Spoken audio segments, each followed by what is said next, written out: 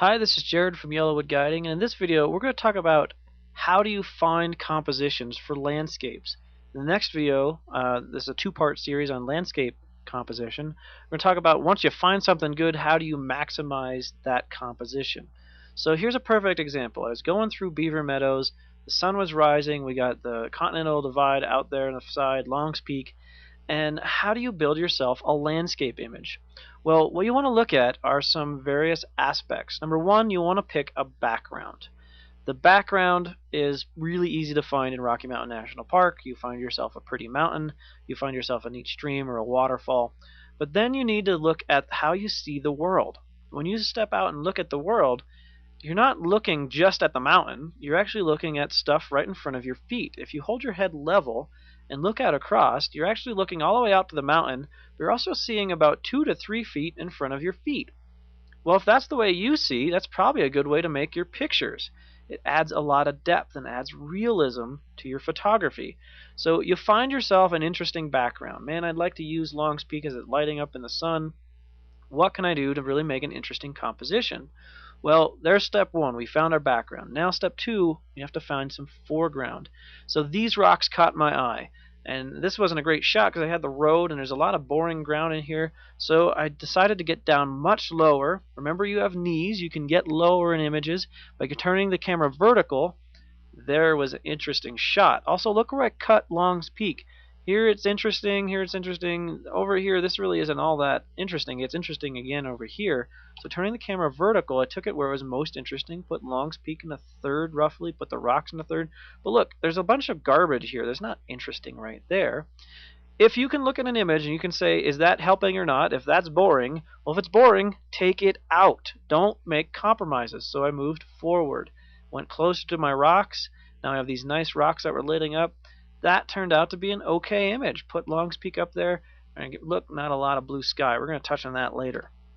So here, look at the lines that the image gives you. These are a lot of horizontal lines in this sunset up on the Wyoming-Colorado border. And this was a perfect example of composing it completely wrong. The lines are horizontal, but I shot vertical. So going horizontal, it's like, man, there's some neat horizontal lines here with the fence, but they really didn't add much depth. They also flushed out the sky, so I took them out. The interesting part of your image should be everything except for 1/6. If it's going to be 1/6 or 1/8 sky, it's a good way to look. If it's interesting, that's the sunset here that was interesting. Have a little bit of foreground to tie it in all together to make it work. Here's a perfect example of using what's down at your feet all the way up. Now, in a perfect world, what's the thing that's most interesting? The trees in the background back here really aren't that interesting. It's the top of the waterfall here of this cascade. The other thing to look at in landscapes is leading lines.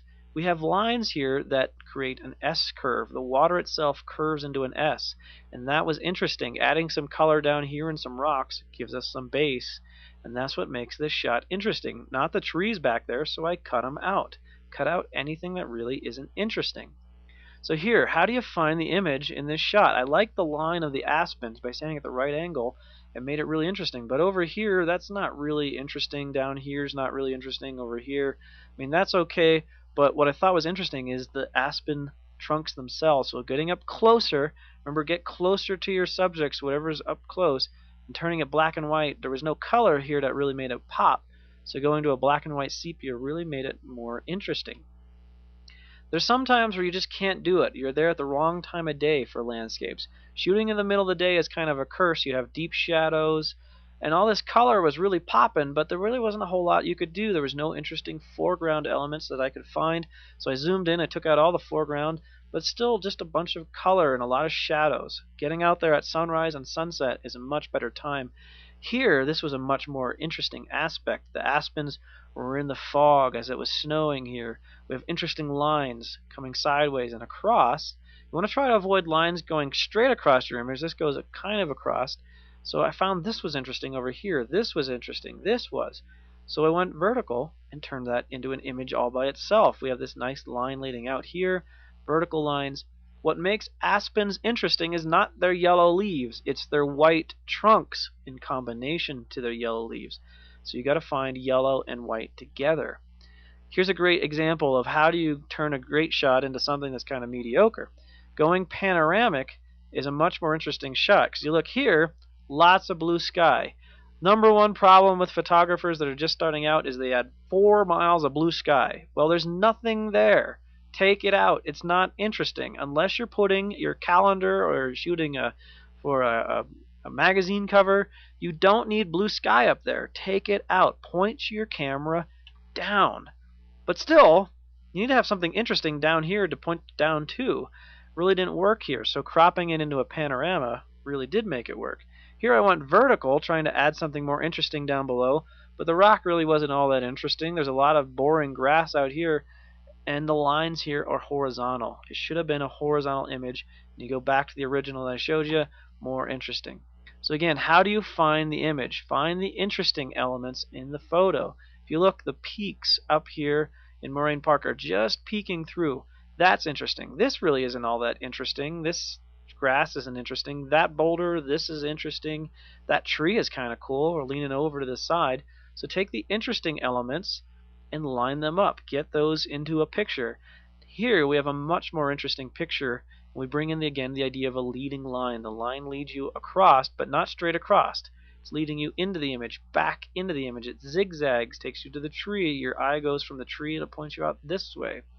Is it perfect? No, we should have been able to see a bit more mountains to really make this image pop.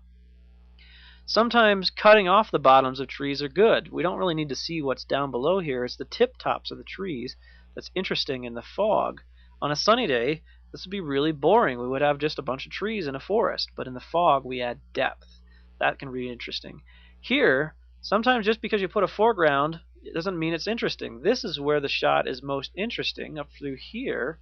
So cutting that out is a great way to deal with it. Turn the camera horizontal. I cut that out. Now here, on the side, we still have a lot of water that's really not a whole lot interesting. It'd be much better if we had a reflection. But there's where the shot is most interesting. And again, look, the most interesting stuff is not in the middle. It's off to the sides, using that rule of third idea. But look how much more interesting it gets once the sun comes out. Once we get that pink light lighting up the scene, we have even more color, more drama. People always like color, and landscapes are often about color. But just because you have color doesn't mean it makes it interesting. Down here we got a bunch of boring water. It's much more interesting to get those rocks into the shot than having this dead reflection. Now, if this was perfectly still, would have been a beautiful reflection, and that might have been an interesting shot. But here we've got the rocks up close, and it adds more depth to the image. Here, rule of thirds doesn't always work. Got the elk rule of third line. And he's just sort of sitting out there. There's a lot of boring stuff over here. Cut out the boring stuff. Moving the elk over, he's got much more room to look. Taking a look here at the group of elk, though, well, now we've got to sort of wrangle them all together, still give them room to look, but get them all together and interesting lines. There's no lines that are going uphill, too. If you can avoid mountains, if you have the mountains going up into your image, it's much more interesting than having, see this hillside over here, it's not perfect. Get down on your knees, get up close to your subjects, and the lower you get in a field of flowers, it brings out a lot more of the detail, pushes the flowers together, and gets that horizon way out there, makes it much more interesting, and it adds depth. Don't just stand up at 4 feet, 5 feet tall. If you can, avoid merges. See how there's a sunken log right here, but the tips of the trees merge with this, and it makes it less interesting. There's some really interesting detail here. If I would have gotten higher, these tree tips would have been up higher. So looking at the lines, we're finding good elements, good design elements, and finding those images. The sky is interesting here. Adding the sky was good. Adding the reflection of the sky is even better. Taking that same idea, the blue sky down in the water is much more interesting than clouds and blue sky up top. So in the next image, or the next video, we're going to talk about how do you find these images and keep going from that next side. So we're going to start with this shot, and I'll see you in video 2.